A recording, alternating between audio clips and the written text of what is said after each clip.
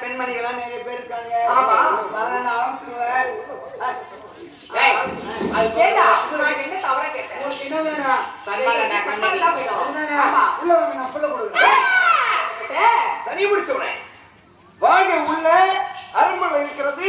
அள்ளி புல்லா தர அதுதான் உள்ள வாங்க. உங்களுக்கு ஏன் மொட்டை பட்டியா சொல்ற?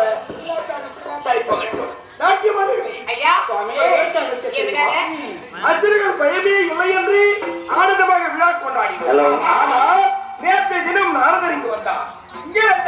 என்ன தெரிவித்தார்? ஒரு அசுரன் மீண்டும் தோன்றிருக்கிறான், பைரவன் என்றவர்.